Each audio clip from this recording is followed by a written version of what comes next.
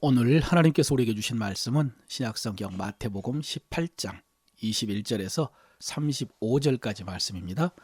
그때 베드로가 나와 이르되 주여 형제가 내게 죄를 범하면 몇 번이나 용서하여 주리이까 7번까지 하오리이까. 예수께서 이르시되 내게 이르노니 7번뿐 아니라 7번을 70번까지라도 할지니라. 그러므로 천국은 그 종들과 결산하려 하던 어떤 임금과 같으니 결산할 때에 10,000달란트 빚진 자 하나를 데려오매 갚을 것이 없는지라 주인이 명하여 자식들과 모든 소유를 다 팔아 갚게 하라 하니 그 종이 엎드려 절하여 이르되 내게 참으소서 다 갚으리이다 하거늘 그 종의 주인이 불쌍히 여겨 놓아 보내며 그 빚을 탕감하여 주었더니 그 종이 나가서 자기에게 100데나리온 빚진 동료 한 사람을 만나 붙들어 목을 잡고 이르되 빚을 갚으라 하매 그 동료가 엎드려 간구하여 이르되 나에게 참아 주소서 갚으리이다 하되 허락하지 아니하고 이에 가서 그가 빚을 갚도록 옥에 가두거늘 그 동료들이 그것을 보고 몹시 딱하게 여겨 주인에게 가서 그 일을 다 알리니 이에 주인이 그를 불러다가 말하되 악한 종아 내가 빌기에 내가 네 빚을 전부 탕감하여 주었거늘 내가 너를 불쌍히 여김과 같이 너도 내 동료를 불쌍히 여김이 마땅하지 아니하냐 하고 주인이 노하여 그 빚을 다 갚도록 그를 옥졸들에게 넘기니라. 너희가 각각 마음으로부터 형제를 용서하지 아니하면 나의 하늘 아버지께서도 너희에게 이와 같이 하시리라. 아멘. 오늘도 하나님의 은혜로 여러분의 마음을 다스리시고 그 은혜를 말하고 전함으로 하나님의 나라가 전파되어지고 하나님의 나라가 이루어지기를 바랍니다. 오늘 말씀은 용서에 관한 말씀입니다. 베드로가 예수님께 물었습니다. 형제가 범죄하면 몇 번이나 용서해야 됩니까? 7번까지 하리이까? 7번씩 70번이라도 용서하라고 하셨습니다. 7번씩 70번이란 수를 헤아리지 말고 용서하라는 말씀입니다. 그러면서 그 이유를 이런 비유를 통해서 말씀하셨습니다. 어떤 종이 임금에게 10,000달란트 빚을 졌습니다. 여기서 10,000달란트라는 액수는 인터넷에 보면은 여러 가지 계산법이 나오는데 도저히 비현실적인 액수라서 이렇게 설명을 드리겠습니다. 당시 갈릴리 지역에 1년 세금이 200달란트라는 기록이 있습니다. 그러니까 10,000달란트는 50년치 세금을 합한 금액입니다. 어쨌든 이 액수는 도저히 갚을 수 없을 만큼 엄청난 빚이라는 의미입니다. 그런데 왕이 그 종을 불쌍히 여겨주어서 그 빚을 다 탕감해 주었습니다. 어마어마한 은혜를 받은 것이지요. 그런데 이 종이 나가다가 자기에게 100데나리온 빚진 동료를 만났습니다. 100데나리온은 100일치 노동자 품삯입니다. 그래서 하루 10만 원으로 쳐도 1,000만 원 정도 되는 액수입니다. 적은 액수가 아니라고 볼 수 있지만은 자기는 방금 10,000달란트의 빚을 탕감받았습니다. 식구들이 모두 평생 노예가 될 뻔했는데 구원을 받았습니다. 그런데 이 종은 100데나리온의 빚을 갚지 않은 동료를 감옥에 넣어버렸습니다. 동료들이 이것을 보고 딱하게 여겨서 임금에게 알리자 임금이 뭐라고 그랬습니까? 32, 33절에 악한 종아 네가 빌기에 내가 네 빚 전부를 탕감하여 주었거늘 내가 너를 불쌍히 여김과 같이 너도 내 동료를 불쌍히 여김이 마땅하지 아니하냐 그랬습니다. 마땅하지 아니하냐. 여러분 그렇지 않습니까? 마땅하지 않습니까? 그 종이 자기 동료를 불쌍히 여겨주는 것이 마땅하지 않습니까? 그리고 임금이 그 종에게 그렇게 기대하는 것 그것도 마땅하지 않습니까? 그렇습니다. 이것이 마땅합니다. 여러분 이것이 성도의 용서입니다. 이것이 주님께서 성도에게 기대하신 용서입니다. 여러분 성도는 자기 죄를 회개하여 용서받았다고 믿는 사람입니다. 그렇게 용서받은 성도라면 너희에게 잘못한 사람을 용서하라 이 말씀은 당연한 말씀입니다. 그러므로 여러분 우리가 다른 사람을 기꺼이 용서할 수 있으려면 먼저는 내가 받은 용서에 대해서 알아야 됩니다. 내가 남을 용서하기 전에 주님이 나에게 베풀어 주신 용서를 알아야 됩니다. 이것이 성도의 용서에 있어서 가장 중요한 키워드입니다. 뭐가요? 주님이 나에게 베풀어 주신 용서를 아는 것. 내가 받은 용서를 아는 겁니다. 여러분 이것이 우리가 다른 사람을 용서해야 되는 이유이고요.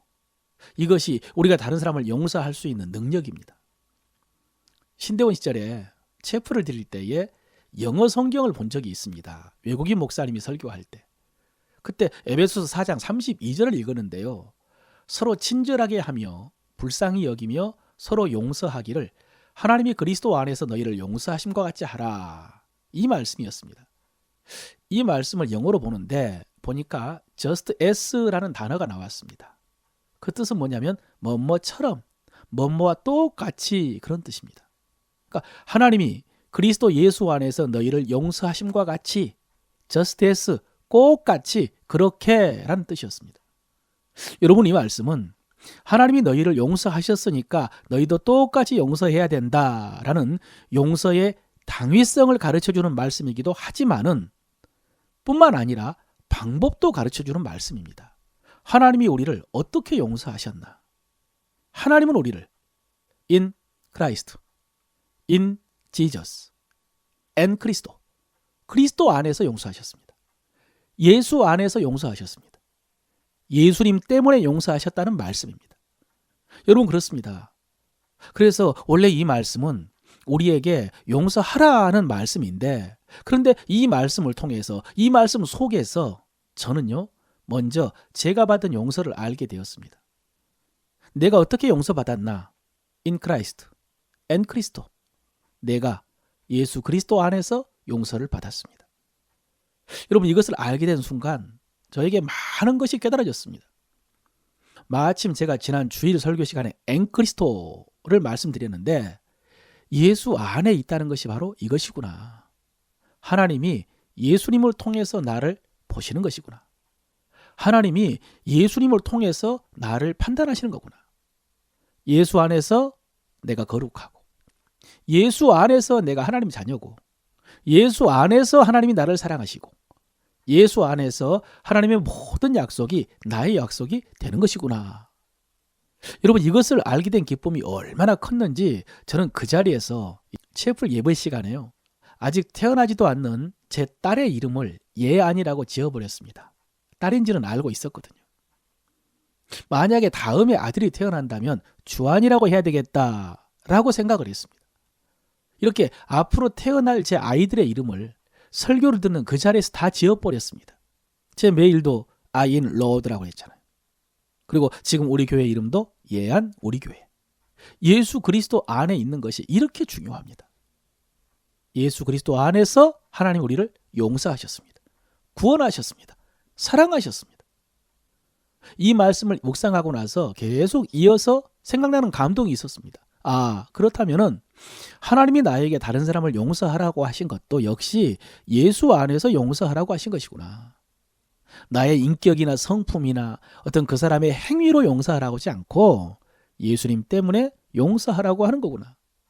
그렇다면은 세상에 내가 용서하지 못할 죄는 없는 것이구나. 내가 용서하지 못할 사람은 없는 것이구나. 왜냐하면 예수 그리스도의 십자가가 용서하지 못할 죄는 아무것도 없기 때문에. 그렇지 않습니까? 그래서 그날 이후로 제 어록이 하나 생겼습니다. 내 사전에 용서 못해 라는 말은 없다. 내가 용서하지 못한다 라고 하는 것은 십자가의 능력을 부정하는 것이기 때문입니다. 그러면 그것은 내가 받은 용서를 부정하는 것입니다. 사랑하는 성도 여러분, 하나님께서 그리스도 예수 안에서 여러분의 죄 용서해 주신 것을 믿으십니까? 여러분이 그리스도 안에서 죄 용서 받은 것을 믿으십니까? 그렇다면 똑같은 믿음으로 다른 사람의 잘못을 용서해 주시기를 바랍니다. 그런데 여기서 우리가 잊지 말고 기억해야 될 중요한 사실이 있습니다. 그것은 용서하라는 말씀, 이 용서하라는 계명이 누구를 위한 계명이냐 하는 것입니다. 여러분, 제가 방금 용서에 대해서 말씀을 전했지만은 사실 용서는 정말로 어려운 것입니다. 처음에 말씀드린 것처럼요, 쉽게 말할 수 있는 것이 아닙니다. 그래서 만약에 우리가 누군가를 용서한다면 그것은 가해자에게 엄청난 호의를 베푼 것입니다. 그런데 여러분, 하나님께서는 사실은요, 그 상대방 가해자를 위해서가 아니라 우리를 위해서 용서하라고 하셨다는 사실을 알아야 됩니다. 왜냐하면 우리가 용서하지 못할 때 그것은 우리에게 독이 되기 때문입니다. 용서하지 못하는 마음, 분을 품고 미워하고 증오하는 것은 나를 죽이는 것이기 때문입니다. 계속해서 스스로 나에게 해를 가하는 것이고요. 내가 나를 고통스럽게 하는 것이기 때문입니다. 그러므로 여러분, 내가 살기 위해서라도 용서해야 됩니다. 또 내가 하나님의 은혜를 누리고 그 은혜를 전하는 사명을 감당하기 위해서도 용서해야 됩니다. 그래서 하나님께서 우리에게 용서하라고 하신 것입니다. 여러분, 이 용서가 어떤 사연이나 상황이나 정도에 있어서 참 다양하지만요. 여러분, 용서의 문제가 해결되지 않으면 은혜의 역사는 나타나지 않습니다. 사랑하는 성도 여러분, 용서받았으니 용서하는 거 당연합니다. 그런데 그보다 더 중요한 문제는 내가 살기 위해서 용서해야 됩니다. 그리고 이보다 더 중요한 것은 우리의 사역이 벽에 부딪히지 않기 위해서 용서해야 됩니다. 내 기도가 막히지 않기 위해서, 성령의 역사가 막히지 않기 위해서 용서해야 됩니다. 그래서 하나님께서 이렇게 말씀하셨어요. 내 사랑하는 자들아, 너희가 친히 원수를 갚지 말고 하나님의 진노하심에 맡기라. 기록되었을 때 원수 갚는 것이 내게 있으니 내가 갚으리라고 주께서 말씀하시니라. 사랑하는 성도 여러분, 지나간 일, 가슴 아픈 일은 하나님께 맡겨버리고 우리는 은혜의 복음 증거하기 위해서 표대를 향해서 달려가시기를 주의 이름으로 축원합니다.